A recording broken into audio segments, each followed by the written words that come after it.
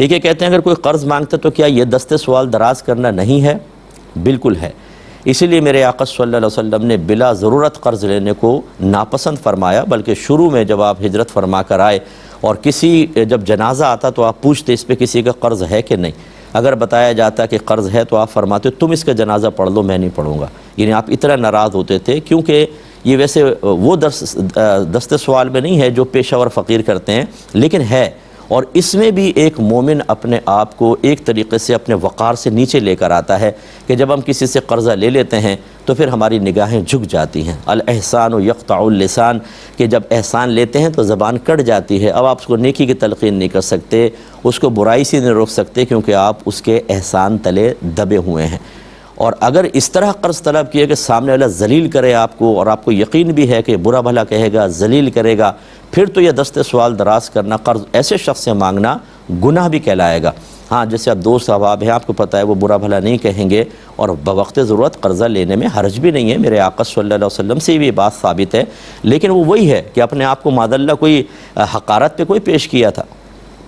عزت اور احترام کے ساتھ، تو پھر قرض لے سکتے ہیں، لیکن حتی الامکان نہ لیں، اور یہ اس دست سوال دراز کرنے میں نہیں آئے گا جو سرکار نے وعید بیان فرمائی، کیونکہ وہ تو اس کے لیے ہے جو بلا ضرورت دست سوال دراز کرے، جبکہ قرض اگر ضرورت کے تحت لیا جا رہا ہے تو یہ تو ضرورت کے تحت آیا، بلا ضرورت نہیں ہے، لہٰذا اس حدیث کا اطلاق اس پر نہیں ہوگا۔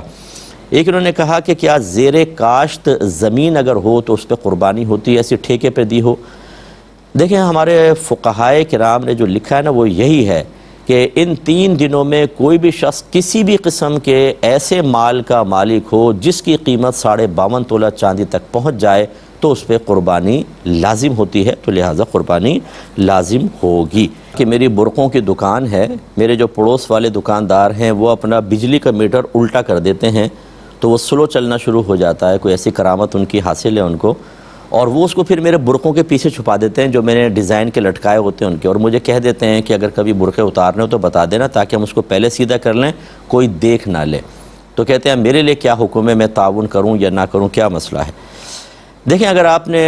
برقعے اس لیے نہیں لٹکائے کہ اس کا میٹر چھپ جائے اور وہ بجلی چوری کرے تو پھر آپ معاون نہیں کہلائیں گے۔ اب وہ ان برقعوں کا ناجائز فائدہ اٹھائے، لٹکے ہوئے برقعوں کا، اس کے پیچھے کارروائی کریں تو آپ بری ذمہ ہیں، آپ کی کوئی گرفت نہیں ہے، نہ آپ کو کوئی مطلب یہ کہ ضروری ہے کہ آپ ان سے لڑائی جھگڑا کریں۔ آپ پیار محبت سے سمجھائیں کہ دیکھو جتنی آپ بجلی چوری کریں گے یہ بجلی چوری کرنا آپ کے پیسے کم کروا دے گا، لیکن ہو سکتا ہے تمام علاقے والوں میں وہ زائد یونٹس جو ہیں تقسیم کر دیے جائیں اور دوسروں کے بل میں تھوڑا سا اضافہ کر کے ان سے وصول کیے جائیں، تو حقیقتاً یہ آپ بجلی چوری نہیں کر رہے بلکہ دوسروں کے کھاتے میں ڈال کر ان سے اپنا بل ادا کروا رہے ہیں، اور یہ حقوق العباد کا معاملہ ہے اور اس پر آخرت میں بہت شدید گرفت ہو سکتی ہے۔ پیار محبت سے سمجھائیں، لڑائی جھگڑا نہ کریں، اب وہ نہیں مانتے تو ان کی مرضی ہے، آپ برقعے ضرور لٹکائیں، وہ چاہے اس کے پیچھے کارروائی کریں، لیکن آپ تعاون کی نیت نہ کریں تو آپ بری ذمہ ہیں، اور کوشش یہ کریں کہ کوئی ایسا برقع اضافی نہ لٹکائیں، جیسے آپ اس حد تک لٹکا رہے ہیں، یہاں آدھا میٹر نظر آ رہا ہے تو آپ نے کہا ایک اور لٹکا دیتا ہوں تاکہ پورا چھپ جائے، تو یہ چھپانے کی نیت کے بالکل آپ کا قصد و ارادہ نہ ہو، وہ اس کے غلط استعمال کریں تو وہ قابل گرفت ہیں، اور اللہ کی بارگاہ میں احتیاطاً آپ توبہ بھی کر لیں۔ یہ کہتے ہیں کہ کیا ٹوٹے تارے کو دیکھنا کیسا ہے، کیا اس سے حاجت پوری ہوتی ہے؟ تو یہ وہی مطلب ہمارے گھروں میں معروف مقولے ہوتے ہیں کہ بھئی ستارہ ٹوٹ کے جا رہا ہو تو اس کو دیکھو، اس سے حاجت پوری ہو جاتی ہے، اس سے کوئی اس کا ہمارے مذہب سے کوئی تعلق نہیں ہے، تعلیم شرع اس کی تلقین نہیں کرتی ہے، نہ اس سے کوئی مطلب آپ غور کریں کہ تارہ ٹوٹا تو حاجت پوری ہو جائے گی، اس سے کیا ہوتا ہے؟ آپ نے تارہ توڑا ہے، یا کوئی حدیث میں لکھا ہو کہ تارے توڑ دو، اپنی نگاہوں سے نظر لگا دو ان کو، تارہ ٹوٹے گا تمہاری حاجت پوری ہو جائے گی۔ تو اس قسم کی جب کوئی چیزیں قرآن حدیث سے ثابت نہ ہوں تو خواہ بنا کر اور اپنے بچوں کے درمیان اس کو جاری کرنا، گھر والوں کے درمیان، اور یہ کہنا بھی سنا ہے، یہی سب سے بڑی خرابی ہے کہ آپ سنی سنائی بات کو جب گھر میں رائج کر دیتے ہیں، وہ ایک سوچ بن جاتی ہے، فکر بنتی ہے، نظریہ بنتا ہے، عقیدہ بن جاتا ہے، اور وہ بعض اوقات قرآن و حدیث کے خلاف ہوتا ہے۔ اس طرح ہمارے پورے گھر والے بدعتی ہو جاتے ہیں، اور بدعتی کی سزا بہت سخت ہے آخرت کے اندر، اس لیے کوشش یہ کیجئے کہ اس طرح کی بے سروپا باتوں پہ توجہ نہ کریں۔ ہاں بہت سی چیزیں ہوتی بھی ہیں، حدیثوں سے ثابت ہوتی ہیں، پہلے تصدیق کریں، اس کے بعد اس کو اپنے گھر میں عام کریں، ورنہ اجتناب کیا جائے۔ یہ کہتے ہیں یہ جو شعر ہے کہ تیرے تو وصف عیب تناہی سے ہیں بری، حیران ہوں میرے شاہ میں کیا کیا کہوں تجھے۔ یہ اس میں پہلے مصرعے کا کیا مطلب ہے کہ تیرے تو وصف عیب تناہی سے ہیں بری۔ دیکھیں تناہی یہ مصدر ہے، کلام عرب میں استعمال ہوتا ہے، اور اسی کا اسم فاعل ہے متناہی۔ تناہی کا مطلب حد والا ہونا، متناہی جس کی کوئی حد ہو، حد والا ہونا، ٹھیک ہے نا۔ حد ہونا، تناہی کا معنی ہوا حد ہونا، اور متناہی حد رکھنے والا ہونا۔ تو جس چیز کو ہم شمار کر سکیں، اس کی کوئی لمٹ ہو، اسے کہتے ہیں متناہی، اور اگر اس کی کوئی لمٹ نہ ہو اسے کہتے ہیں لا متناہی یا غیر متناہی۔ پھر وہ دو طرح کے ہوتے ہیں، ایک حقیقتاً لا متناہی اور ایک ہماری سوچ فکر علم کے اعتبار سے لا متناہی۔ مثال کے طور پہ اللہ تبارک و تعالیٰ کے صفات یہ تمام لا متناہی ہیں، ان کی کوئی حد ہے ہی نہیں، اس کی کوئی لمٹ ہے ہی نہیں۔ یہ نہیں کہ ہمیں نہیں معلوم، ہے ہی نہیں، اتنا علم ہے اللہ تعالیٰ کا جس کی کوئی حد نہیں۔ وہ کہاں تک دیکھتا ہے، کوئی حد نہیں۔ اس کا کلام کتنا ہے، کوئی حد نہیں۔ تو اس کی کوئی حد نہیں۔ اللہ کے لیے جو صفات ہیں تمام وہ لا متناہیہ ہوتی ہیں۔ لیکن دوسرا ہوتا ہے کہ کوئی حد تو ہوتی ہے، ہم اس پر مطلع نہیں ہوتے۔ جیسے آپ ایک صحرا میں کھڑے ہوں، آپ کہیں اس کی حد بتاؤ، آپ کہ یار ہمارے نزدیک تو نہیں لگتا، لا متناہی ہے۔ سمندر کے پاس کھڑے ہو جائیں، آپ کو دوسرا کنارہ نہیں نظر آئے گا زمین کا، تو آپ کہیں گے تو لا متناہی پانی ہے۔ وہ ہم اپنے علم کے اعتبار سے کہہ رہے ہوتے ہیں۔ یاد رکھیں جب ہم نبی کریم صلی اللہ علیہ وسلم کے لیے کہتے ہیں، فرض کریں کوئی کہے کہ آپ کا علم لا متناہی ہے، تو وہ اپنی ذات کے اعتبار سے کہہ رہا ہے کہ میری دانست میں یا میرے علم کے مطابق لا متناہی ہے۔ لیکن جب اللہ تبارک و تعالیٰ کے علم کے مقابل نبی کریم صلی اللہ علیہ وسلم کے علوم کو لایا جائے گا تو یہی کہا جائے گا کہ اللہ کے علوم لا متناہی اور نبی کریم صلی اللہ علیہ وسلم کے علوم کی انتہا ہے، اگرچہ ہم اس پر مطلع نہیں ہیں۔ یہ سمجھنے کے بعد اب یہ سمجھیں، کہا یہ جا رہا ہے کہ سرکار کے اوصاف حمیدہ اتنے کثیر ہیں کہ ان کی کوئی حد ہی نہیں ہے۔ یعنی اگر آپ شمار کرنا شروع کریں اپنے علم کے اعتبار سے، آپ تھک جائیں گے، آپ کا علم ختم ہو جائے گا، آپ کی انگلیاں دکھ جائیں گی، آپ کا قلم خشک ہو جائے گا، لیکن میرے آقا صلی اللہ علیہ وسلم کے اوصاف حمیدہ ختم نہیں ہوں گے۔ تو یہ فرمایا کہ عیب تناہی سے اللہ نے آپ کے اوصاف کو بری کر دیا،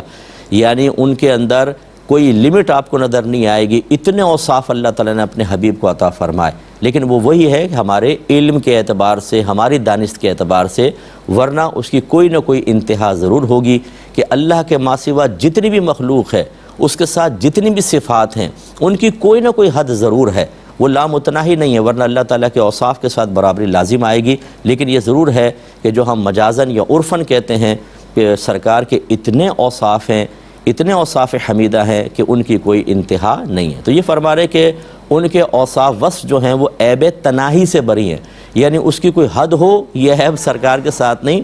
لا متناہی آپ کے ہیں اوصاف حمیدہ۔ لیکن وہ لا متناہی کی جو ایک صحیح تعریف ہے، صحیح اس کی ڈیفینیشن ہے، صحیح اس کے بارے میں نظریہ ہے یا عقیدہ، وہ میں نے آپ کی خدمت میں ذکر کیا، اس پر ضرور توجہ رکھیے گا۔ یہ کہتے ہیں کہ کسی صحیح حدیث کو غلطی سے مذاق میں لے لینا، جبکہ مذاق کرنے والے کو علم نہ ہو تو کیا، اور بے ادبی کی نیت بھی نہیں ہے تو کیا حکم شرع ہوگا؟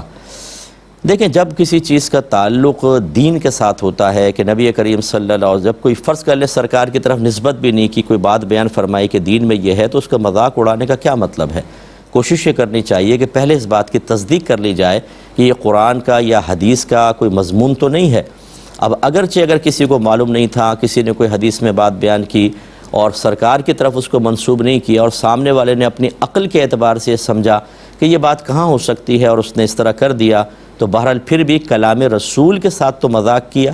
اگرچہ دانستہ نہیں ہے، تو بہرحال ایک بے ادبی کا پہلو ضرور ہے۔ اللہ تعالیٰ کی بارگاہ میں توبہ کریں اور احتیاطاً تجدید ایمان، تجدید نکاح کر لیں۔ اس میں ہم کفر کا حکم تو نہیں دیں گے، لیکن بہرحال بے ادبی ضرور ہے۔ ہاں اگر وہ نبی کریم کے حدیث کو سمجھ جاتا، بتاتے کہ نبی کریم کی حدیث ہے، اور ہو بھی وہ جھوٹی حدیث نہ ہو، اب چاہے وہ ضعیف کے درجے میں کیوں نہ ہو، اس کا مذاق اڑانا، نبی کریم کے کلام کا مذاق اڑانا، یہ اصل میں وحی الہی کا مذاق اڑانا ہے۔ کیونکہ اچھی طرح یاد رکھے کہ اللہ تعالیٰ نے جب اپنے حبیب کو پیغام بھجوایا تو اگر وہ مفہوم اور الفاظ اللہ کی طرف سے تھے اور نبی کریم صلی اللہ علیہ وسلم کو اس میں تبدیلی کا کوئی اختیار نہیں تھا، جو اللہ تعالیٰ نے مفہوم آپ تک پہنچایا، جن الفاظ کے ساتھ بیان کرنا تھا اس میں آپ کو بونڈ کر دیا گیا، اسے کہتے ہیں قرآن۔ وہ جبریل امین وحی لے کر آتے تھے، لیکن اگر معنی مفہوم اللہ کی طرف سے آپ کے قلب پر القاء ہوئے، الفاظ کے انتخاب میں آپ کو اختیار دے دیا گیا، اسے کہتے ہیں حدیث۔ اسی لیے قرآن کو وحی جلی کہتے ہیں اور حدیث کو وحی خفی کہا جاتا ہے۔ یہ اللہ کا ہی کلام ہوتا ہے، اللہ کا پیغام ہوتا ہے جو اپنے حبیب کے ذریعے وہ پہنچاتا ہے، لہٰذا اس کا مذاق اڑانا گویا کہ نبی کا بھی مذاق اڑانا ہے، آپ کے کلام کا مذاق اڑانا ہے، اللہ کے کلام کا مذاق اڑانا ہے، تو یقینی سی بات ہے کہ پھر اس میں سخت حکم لگے گا، اس لیے اس سے اجتناب کیا جائے۔ ایک یہ کہتے ہیں کہ گڑیا کی پینٹنگ کرنا کیا جائز ہے؟ جیسے گڑیا بن گئی، اس کے بال وال بنا رہے ہیں، اس پہ رنگ ونگ لگا رہے ہیں وغیرہ وغیرہ، یہ شرعاً جائز ہے کہ نہیں؟ جی بالکل کر سکتے ہیں، کیونکہ بچیاں کھیلتی ہیں گڑیاؤں سے، آج کل اس طرح کے ہزارہا کھلونے ہیں۔ اب اگرچہ اس میں ایک طویل بحث ہے آگے، اس پہ پھر کبھی میں کلام کر لوں گا کہ کھلونوں کی بیع جائز ہے کہ نہیں جائز ہے، وہ ایک الگ بحث ہے، لیکن یہ ضرور ہے کہ بچیوں کو گڑیوں سے کھیلنا بالکل جائز ہے، تو اس لیے اس پہ پینٹنگ وغیرہ کرنے میں کوئی مسئلہ نہیں ہے۔ ہماری والدہ سیدہ عائشہ صدیقہ رضی اللہ تعالی عنہا خود فرماتی ہیں کہ میں گڑیا سے کھیلا کرتی تھی، اور میرے پاس ایک گھوڑا بھی تھا۔ جب نبی کریم ایک دفعہ آئے تو میں نے ایک طاق کے اندر اپنا گھوڑا اور گڑیا کو رکھا ہوا تھا، تو سرکار نے دیکھا، فرمایا یہ کیا ہے؟ میں نے کہا میری گڑیا۔ فرمایا یہ کیا ہے؟ میں نے کہا گھوڑا۔ تو اس کے پر میں نے بنائے ہوئے تھے، سرکار نے فرمایا کہ اس کے تو پر ہیں، گھوڑے کے پر کہاں ہوتے ہیں؟ تو آپ نے کہتی ہے میں نے بھولے پن میں پھر یہ عرض کیا رسول اللہ کہ آپ کو نہیں معلوم حضرت سلیمان علیہ السلام کے پاس ایک گھوڑا تھا جس کے پر تھے؟ تو سرکار ہنس پڑے، اتنے ہنسے کہ آپ کی داڑھیں ظاہر ہو گئی۔ تو اب وہ یقینی سی بات ہے اس دور کے اعتبار سے کس طرح کا گڑیا اور کیسے تیار کی گئی ہوگی، جیسے پرانے زمانے میں وہ کپڑوں سے تیار کرتے تھے اس طرح کا ہوگا، اتنی فنیشنگ اور اس طرح کا تو نہیں تھا، لیکن بہرحال یہ تو ثابت ہے کیونکہ آپ کم سن تھیں، آپ تشریف لائی تھیں تو وہ سہیلیوں کے ساتھ کھیلتی تھیں اور گڑیوں سے کھیلتی تھیں، بخاری کی روایت موجود ہے۔ تو بچوں کا کھیل کود کرنا جائز طریقے سے، ان کو آلات لا کر دینا، اس میں حرج نہیں ہے، تو بہرحال پینٹنگ میں اس میں ہمارے نزدیک تو کوئی حرج نہیں ہے۔